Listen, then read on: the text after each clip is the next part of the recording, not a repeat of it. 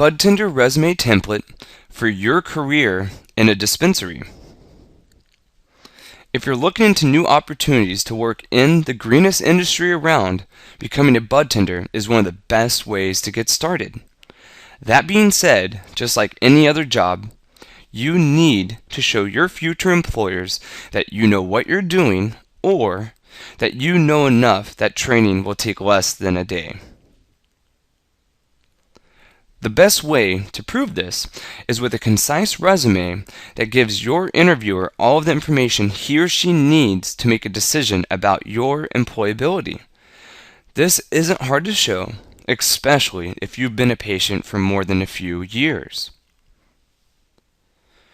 The tricky part is in knowing how to present what you know, which is why we've created this handy bud tender resume template for you.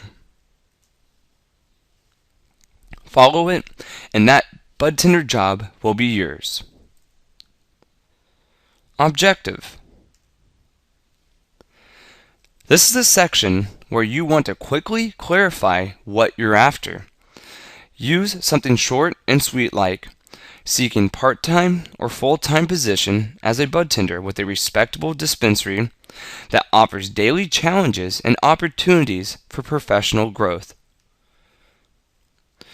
You might also try something like seeking position as a bud tender where I can utilize my customer service skills and build lasting bonds with patients and community members. Skills. This is where your interviewer wants you to show them that you know what they need. If you list a bunch of skills here that are unnecessary, it will be that much more obvious that you're just winging it and that you'll probably do the same with your work. Experience. This is where you should show your work history more than anything else.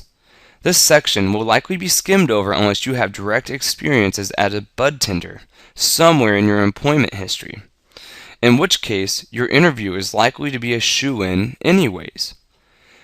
Dispensaries definitely appreciate direct experience above other skills, though what they are looking more or less for is the same as almost any other employer: proof that you'll be loyal, dependable, and respectable.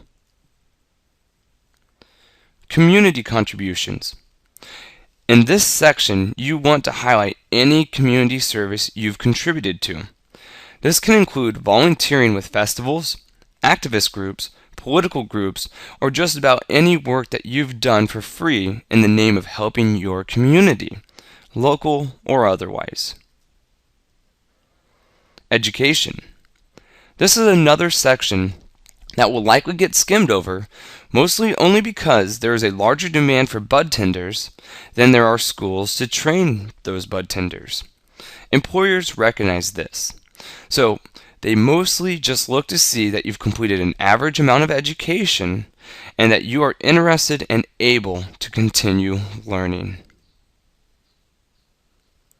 If you do happen to have direct experience in the world of medical marijuana, that should go at the top of the list. Any cannabis colleges, classes, or experiences that have taught you more about handling the plants, tending to the flowers, or working directly with patients will help you get that job. References. This section is definitely a big deal in the world of bud tending. Respectable business is still new in the world of cannabis, and there are not a lot of things that can indicate whether your person will be a good bud tender or not. Sure, your education, experience, and skills count, but not if it's just your word alone.